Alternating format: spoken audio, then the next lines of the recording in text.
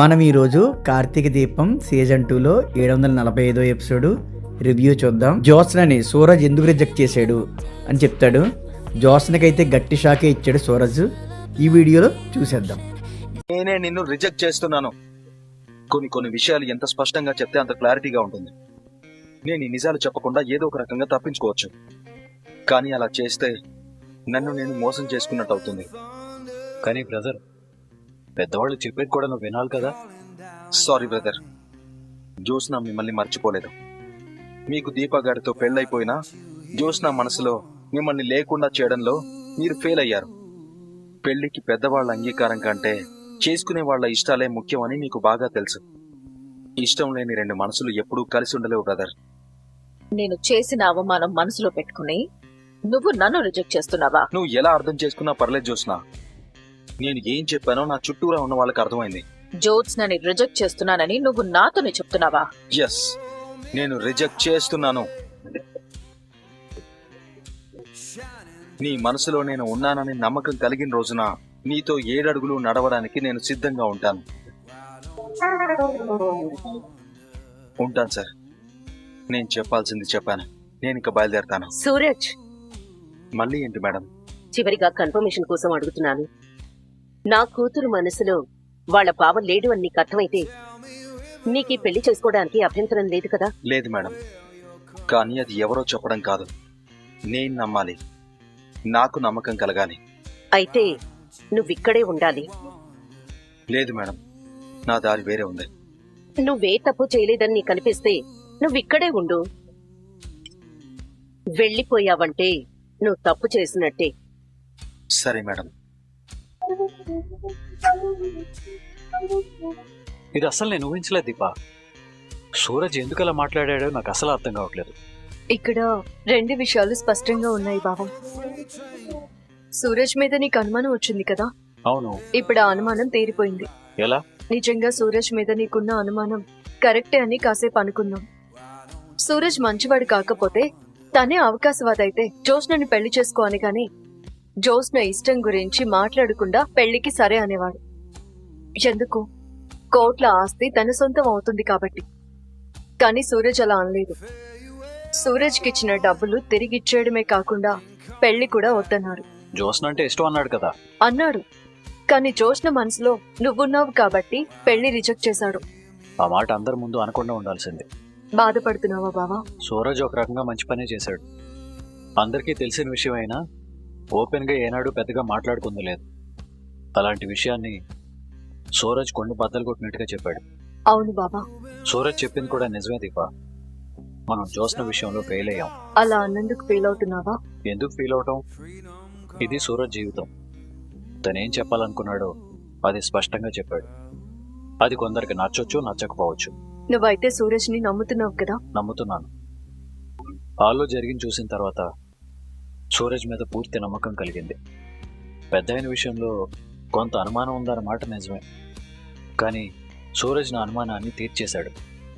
ఒక్కో మాట నిప్పుతో కడిగేసినట్టు మాట్లాడాడు. అవును బావా, నాకు కూడా సూరజ్ మీద ఇది వరకు నమ్మకం ఉండేది. ఇప్పుడు నమ్మకం కలిగింది. సూరజ్ జీవితంలోకి జ్యోత్స్న లాంటి అమ్మాయి కాకపోతే మరొక మంచి అమ్మాయి రావచ్చు, కానీ జ్యోత్స్నకి సూరజ్కి మించిన భర్త రాడు. ఇదే మాట అత్త కూడా నమ్ముతుంది. జ్యోత్స్న మనసులో నేను ఉన్నానని తెలిసినా పెళ్లి చేసుకోవడానికి సిద్ధపడి ఉంటే సూరజ్ మోసగాడయ్యేవాడు. కానీ అలా చేసుకోలేనని చెప్పి తన నిజాయితీ నిరూపించుకున్నాడు. అందరికీ నిరూపించాడు. ఈ విషయంలో అత్తకి మరింత నచ్చి ఉంటాడు. మా అమ్మకి సూరజ్ మంచి అల్లుడవుతాడు, కానీ జ్యోత్స్న ఒప్పుకోవాలి కదా? జ్యోత్స్న మనసు మారాలి, అది సూరజ్కి తెలియాలి. ఇది జరిగే పని కాదు. జరగాలి బావా, జరిగేలా మనమే చేయాలి. నిజమే దీపా, జరిగేలా చేయాలి. జ్యోత్స్న సూరజ్లు పెళ్లి జరిగితే నువ్వే ఇంటి వారసురాలు అని చెప్పడానికి లైన్ క్లియర్ అవుతుందని నేను ఎదురు చూస్తున్నాను. కానీ జ్యోత్స్న మనసు మార్చుకోదే. పైగా సూరజ్ని ఎంత అవమానించిందో తనే చెప్పాడు. ఒక రకంగా చూస్తే జ్యోత్స్నకి సూరజ్ మీద పీకల దాకా పగుంది. మనసు మార్చుకోవడం కాదు, సూరజ్ మొహం కూడా చూడదు. మనసు మనమే మార్చాలి, మనిషిని మనమే మార్చాలి బావా. కష్టమే తెలుసు, కానీ తప్పదు. ఈ పెళ్లి మన బాధ్యత. సూరజ్ తన ప్రేమని తన మనసుని అందరికీ అర్థమయ్యేలా చెప్పాడు దీప. కానీ జ్యోత్స్న వీటిల్లో ఏది యాక్సెప్ట్ చేయదే. చేసేలా మనమే చేయాలి బావా. అదే మన పని, అదే మన కర్తవ్యం, అదే మన బాధ్యత. అంతేనంటావా? అంతే బావా. ఈ పెళ్లి జరగాలి. సూరజ్ అంటే నాకు ఇష్టమని జ్యోత్స్నతో అనిపించాలి. మనం ఎలా అనుకుంటున్నాం, తాతేమనుకుంటున్నాడు? సూరజ్ వెళ్ళిపోతానంటే పోనివ్వకుండా ఎందుకమ్మా అవుట్ హౌస్ లో ఉండమన్నాం? వదిలేస్తే పోయేది కదా. మామూలుగా అయితే ఈ ఇంట్లోనే ఉండమని దాన్ని మావయ్య గారు. బాగోదు కాబట్టి అవుట్ హౌస్ లో ఉండమన్నాను. అదే ఎందుకని అడుగుతున్నాను. నేను ఒకటి నమ్ముతున్నాను మావయ్య గారు. అదేంటంటే కార్తీక్ జ్యోత్స్నలు పెళ్లి చేయాలని మనం ఎన్నో ప్రయత్నాలు చేశాం. కానీ చివరికి కార్తీక్ దీపని పెళ్లి చేసుకున్నాడు. వాళ్ళిద్దరికీ రాసిపెట్టింది జరిగింది. ఇదే నేను నమ్మేది. కార్తీక్కి దీపకి రాసిపెట్టున్నట్టే జ్యోత్స్నకి సూరజ్కి రాసిపెట్టుంది. తను జ్యోత్స్నని రిజెక్ట్ చేశాడు కదమ్మా. నాకు నచ్చలేదు కాబట్టి వద్దంటున్నానని చెప్పలేదు మావయ్య గారు. నాకు జ్యోత్స్న నచ్చింది, కానీ జ్యోత్స్న మనసులో నేను లేను, అందుకే వద్దంటున్నాను అని చెప్పాడు. జ్యోత్స్న మనసులో సూరజ్ లేడు అంటే కార్తీక్ ఉన్నట్టే కదా అర్థం. ఆ మాట కూడా చాలా స్పష్టంగా చెప్పాడు. అలాంటప్పుడు తన మీద ఆశలు పెట్టుకోవడం ఎందుకు? మరో సంబంధం చూద్దాం. సరే మావయ్య గారు, మీరన్నది నిజం అనుకుందాం. మనం ఇంకో సంబంధం చూస్తాం. వాళ్ళకి కార్తీక్ గురించి తెలుస్తుంది. ఆ అబ్బాయి కూడా సూరజ్ లాగే అడిగాడు అనుకోండి, అప్పుడు మీరేం చేస్తారు? ఈ మాట నిజమే నాన్న. సూరజ్ కేవలం తన గురించి మాత్రమే చెప్పినట్లేదు. ఇది జ్యోత్స్నని పెళ్లి చేసుకోవాలనుకునే ప్రతి ఒక్కరికి వర్తించినట్లే చెప్పాడు. అవును మావయ్య గారు. జ్యోత్స్న ఎవరితో సంతోషంగా ఉండాలన్నా జ్యోత్స్న మనసులో జీవితంలో ఒక్కరే ఉండాలి. మనసులో ఒకరు, జీవితంలో మరొకరు ఉండకూడదు. అదే సూరజ్ చెప్పాడు. అంతేకాదు నాన్న, సూరజ్కి జ్యోత్స్న అంటే ఎంత ఇష్టమో తన మాటల్లో తెలిసింది. ఒక మనిషిని మనస్ఫూర్తిగా ప్రేమించేవాడు జీవితాంతం ఉంటాడో లేదో తెలియదు, కానీ ఆ మనిషిని అర్థం చేసుకునేవాడు, భరించగలిగేవాడు ఖచ్చితంగా జీవితాంతం ఉంటాడు. సూరజ్ జ్యోత్స్నని అర్థం చేసుకున్నాడు, తనని భరించాడు. జ్యోత్స్న గురించి సూరజ్కి మనమేం చెప్పాల్సిన అవసరం లేదు. ఇంకా మనమే సూరజ్ దగ్గర జ్యోత్స్న గురించి తెలుసుకోవాలేమో అనేంతగా సూరజ్ జ్యోత్స్నని అర్థం చేసుకున్నాడు. అది సరే దశరథ, కానీ జ్యోత్స్నని పెళ్లి చేసుకోను అన్నాడు, మనసు మారాలి అన్నాడు. అవును మావయ్య గారు. అలా టార్చర్ పెట్టేవాడు నా కూతురికి ఎందుకని నీకు అనిపించలేదా? ఇదే విషయం సూరజ్ జ్యోత్స్నని పెళ్లి చేసుకున్న తర్వాత చెప్పుంటే జ్యోత్స్న జీవితం ఏమయ్యేది? నిజాయితీ పరుడు కాబట్టి ముందే చెప్పాడు. సూరజ్కి మించిన యోగ్యుడు నా కూతురికి భర్తగా రాడు మావయ్య గారు. వచ్చినా సూరజ్ అర్థం చేసుకున్నట్టుగా అర్థం చేసుకోలేడు. ఆస్తుంటే చాలు, అమ్మాయి ఎలా ఉన్నా పర్వాలేదు అనుకునేవాడే అయితే మీరిచ్చిన ఆఫర్కి ఎగిరి గంతేసేవాడు. కానీ సూరజ్ మనసున్న మనిషి. నిజాయితీగా మాట్లాడాడు, నిజాలే మాట్లాడాడు. మనం ఒప్పుకోలేని, తట్టుకోలేని నిజాలు మన ముందే మాట్లాడాడు. సూరజ్ మీద సూరజ్కి ఎంత నమ్మకం ఉంటే మనింట్లో నిలబడి మనింటి పిల్ల గురించి ఇంత ధైర్యంగా మాట్లాడతాడు. స్వార్థం లేని సూరజ్ మంచితనం మనకున్న ఐశ్వర్యం కంటే ఉన్నతమైంది. కష్టపడకుండా వస్తున్న కోట్ల ఆస్తిని కూడా వదులుకోవడానికి సిద్ధపడుతున్న సూరజ్ వ్యక్తిత్వం మన అంతస్తుల కంటే ఎంతో ఉన్నతమైంది మావయ్య గారు. మనం ఎంత వెతికినా, ఎన్ని రకాలుగా ప్రయత్నించినా సూరజ్ కన్నా యోగ్యుడైన భర్త మన జ్యోత్స్నకి రాడు. ఉండి ఉన్నా దొరకడు. సూరజ్ ఇక్కడ ఉండడం జ్యోత్స్న తట్టుకోలేదు కదమ్మా. అది జ్యోత్స్నకి వదిలేయండి మావయ్య గారు. కొన్ని మనం గట్టిగా పట్టుకున్నప్పుడు కాదు, వదిలేసినప్పుడే మంచి ఫలితాలు వస్తాయి. చూద్దాం ఏం జరుగుతుందో.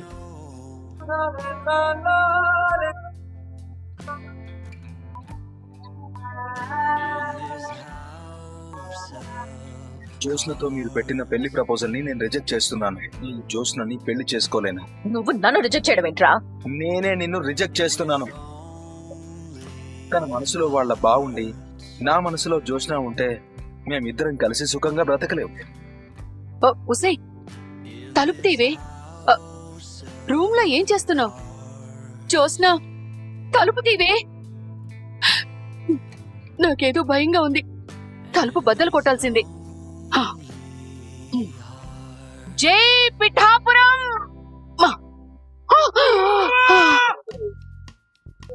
ఏంటి, తలుపు తీసే ఉందా? రాకపోయేసరికి లోపల లాక్ పెట్టుకున్నాం అనుకున్నాని. మనం ఈ మాత్రం దానికి ఇంత బిల్డప్ ఇచ్చామా? ఏమి జ్యోత్స్న, జరిగిన అవమానానికి పగతో రగిలిపోతూ రూమ్ లో వస్తువులన్నీ బద్దలు కొడుతున్నావు అనుకుంటే నువ్వేంటి సైలెంట్ గా కూర్చున్నావు? ఏం చెయ్యాలి? ఏం చేయాలంటావేంటే? ఆ సూరజ్ గాడి మాటలకి నీ రక్తం మరిగిపోతుంది. తాడు పొంగరం లేనోడు కదా, నీ మెళ్ళో తాళి కట్టి నువ్వు చెప్పిందల్లా వింటూ అలా పడుంటాళ్లే అనుకుంటే ఎంత పొగరేవాడికి నిన్నే రిజెక్ట్ చేస్తాడా? నువ్వు వాణ్ణి తిట్టి ఇంటి నుండి పోయేలా చేశావని వాడు కావాలని నీ మీద కక్ష గట్టి పగబట్టి సమయం చూసి ప్రతీకారం తీర్చుకున్నాడు. లేదు గ్రాని, వాడు నిజమే చెప్పాడు. ఏంటే వాడు చెప్పే నిజం? ది గ్రేట్ పారిజాతం మనవరాల్ని, మాజీ మిస్ హైదరాబాద్ ని పెళ్లి చేసుకోనని రిజెక్ట్ చేస్తాడా? వాడి బలుపు దించాలి. వాణ్ణి ఏదో ఒకటి చెయ్యాలి. ఏం చేయలేను. ఎందుకు? వాడన్ని నిజాలే చెప్పాడు. మళ్ళీ అదే మాట? మళ్ళీ మళ్ళీ అయినా ఇదే మాట చెప్తాను గ్రాని. ఎందుకంటే వాడు నిజాలే మాట్లాడాడు. వాడు నా వెనక బంగారం బంగారం అని తిరగడం నిజమే, ఇష్టపడ్డం నిజమే, ప్రేమించడం నిజమే, పెళ్లి చేసుకుంటాను అనడం నిజమే. జ్యోత్స్న, అవును గ్రాని, నన్ను రిజెక్ట్ చేయడం కూడా నిజమే. అది నువ్వెలా తట్టుకోగలుగుతున్నావు? తట్టుకోగలుగుతున్నానని ఎవరు చెప్పారు? వాడు చివర్లో అన్న మాట. నీ మనసులో నేను ఉన్నానని నమ్మకం కలిగిన రోజున నీతో 7 అడుగులు నడవడానికి నేను సిద్ధంగా ఉంటాను. మనసు మీద ముళ్ళు గుచ్చుకున్నట్టే ఉంది. నా మనసులో వాడున్నాడు అని నేను రుజువు చెయ్యాలంట. నేను వాడికి రుజువు చేయడం ఏంటి గ్రాని? అసలు వాడెవడు? వాడికి ఏ అర్హత ఉంది మాట అనడానికి? వాడి ముందు నేను ప్రూవ్ చేసుకోవాల్సిన అవసరం ఉంది. నువ్వేడుస్తున్నావా? లేదు, ఇది బాధ. నువ్వేంటి కొత్తగా కనిపిస్తున్నావు? నువ్వు బాధపడ్డవేంటి? వాడు నా వెంట తిరిగాడు గ్రాని. నా ప్రేమ కోసం వెంపర్లాడాడు. నన్ను ఇంప్రెస్ చేయడానికి ట్రై చేశాడు. కానీ ఇప్పుడు పెళ్లి గురించి అడిగేసరికి నా ఇష్టం చెప్పడానికంటే ముందే నా మనసుని అందరి ముందు పెట్టేశాడు. జ్యోత్స్న మనసులో వాళ్ళ బావున్నాడు, అందుకని నేను రిజెక్ట్ చేస్తున్నాను అన్నాడు. అది నాకు ఎలా ఉందో తెలుసా? ఊరేసే ఖైదీకి వాడు చేసిన తప్పులు బోర్డు మీద రాసి మెడలో వేలాడదీసినట్టే ఉంది. అవునే, రిజెక్ట్ చేస్తున్నాను అన్న మాట సుత్తి తీసుకుని నెత్తి మీద కొట్టినట్టుంది. అందుకే మనం వాణ్ణి ఏదో ఒకటి చెయ్యాలి. ఏం చేస్తాం? వాడు నాకంటూ ఏం మిగిల్చలేదు. జ్యోత్స్న పెళ్లికి పనికిరాదు అని ఒక స్టాంప్ వేశాడు. అది మామూలు అవమానం కాదు గ్రాని. అందుకే ఏదో ఒకటి చెయ్యాలి అంటున్నాను. ఇన్ని రోజులు అదే చేశాను, అందుకే ఇంతవరకు తెచ్చుకున్నాను.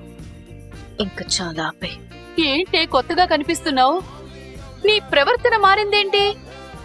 నన్ను కాసేపు ఒంటరిగా వదిలే. భయంగా ఉందా?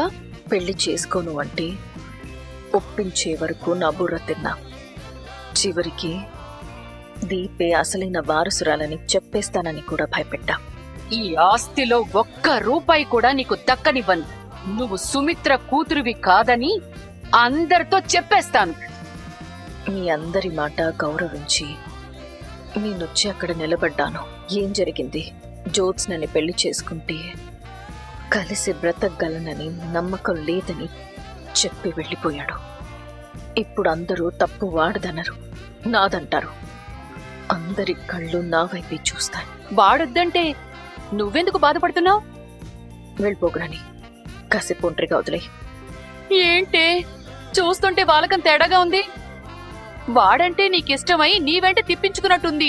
గ్రాని, అలా తిప్పించుకున్నావు కాబట్టే రిజెక్ట్ చేసేసరికి తట్టుకోలేకపోతున్నావు. అంతేనా? పోగ్రాని కాసేపు ఒంటరిగా వదిలే. ఏదో తేడా కొడుతోంది. కొంపదీసి జ్యోత్స్న సూరజ్ గడితో లవ్ లో లేదు కదా? ఇదేదో తేడాగా ఉంది. నాకేం అర్థం కావడం లేదు. జ్యోత్స్న కూడా చాలా కొత్తగా కనబడుతోంది. జ్యోత్స్న మనసులో కార్తీక్ లేడని ప్రూవ్ చేయాలంటే దేవుడే దిగి రావాలి. చాలా పెద్ద కష్టమే వచ్చిందిరా. ఇది అయ్యే పని కాదు. దాన్ని చిన్నప్పటి నుంచి చూస్తున్నాను. దాని బుద్ధి తెలీదా నాకు? మనం అంతమంది కలిసి మాట్లాడితేనే ఒప్పుకోలేదు. అయినా సూరజ్ గడేంట్రా పెళ్లి అంటే సరే అనకుండా ఇలాంటి కండిషన్లు అవసరమా? ఇది కండిషన్ కాదు మాస్టారు. కండిషన్లో కోరికలు ఏదైతే ఏంటి? జ్యోత్స్న మనసులో నేను లేను అన్నాడు కాబట్టి పెళ్లి చేసుకోను అన్నాడు, అంతే కదా? ఇది జ్యోత్స్నకి చావు దెబ్బ. దాని అహం మీద కాదు, దాని పొగరు మీదే చావు దెబ్బ కొట్టాడు. ఇంట్లో కూడా ఎంతో కొంత సూరజ్ని తిట్టుకునే ఉంటారు. ఎందుకు? నిజం మాట్లాడినందుక? ఎక్కువ అపార్థాలొచ్చేది నిజాలు మాట్లాడినప్పుడే. సూరజ్ చెప్పాలనుకున్నా చెప్పాడు. ఇంకా దేవుడే దిగొచ్చినా జ్యోత్స్న పెళ్లి అవ్వదు. దీనికి దేవుడు అవసరం లేదు మాస్టారు, మనమే చేయాలి.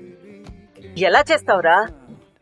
సూరజ్ వద్దన్న తర్వాత కూడా ఇష్టం అని కూడా చెప్పాడు కదా. ఇంత జరిగిన తర్వాత జ్యోత్స్న ఒప్పుకోదు కదా. జోష్నని మనమే ఒప్పించాలి. దాని మనసు మారదే. పైగా వాడు వద్దనుకుంటే ఇదెందుకు కావాలనుకుంటుంది? సూరజ్ని పెళ్లి చేసుకోవాలని మనమంతా జ్ఞానబోధ చేసిన తర్వాత జ్యోత్స్న ఎంతో కొంత ఆలోచనలో పడిందని నాకు అనిపించింది. సూరజ్ సరే అని ఉంటే కథ వేరేలా ఉండేది. రిజెక్ట్ చేశాడు కాబట్టి కథ మొదటికి వచ్చింది. మీకిది కష్టంగానే ఉంటుందిలేరా. మాకు కష్టం ఏంటి మాస్టారు? జ్యోత్స్న పెళ్లితో చాలా జీవితాలు ముడిపడున్నాయి కదా.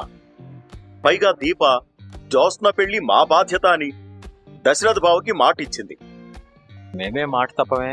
మీరు మాట నిలబెట్టుకోవాలంటే జ్యోత్స్న ముందు మనసు మార్చుకోవాలి కదా.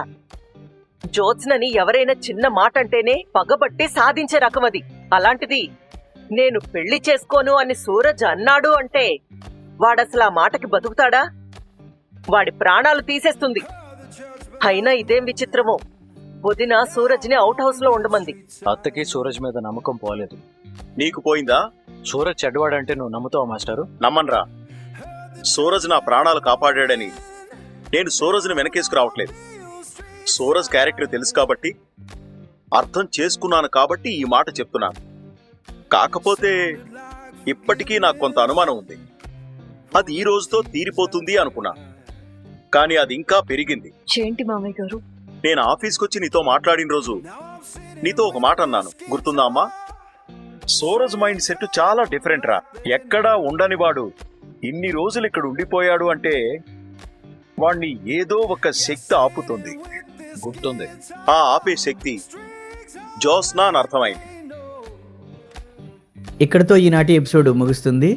మన వీడియోని తప్పకుండా లైక్ చేయండి.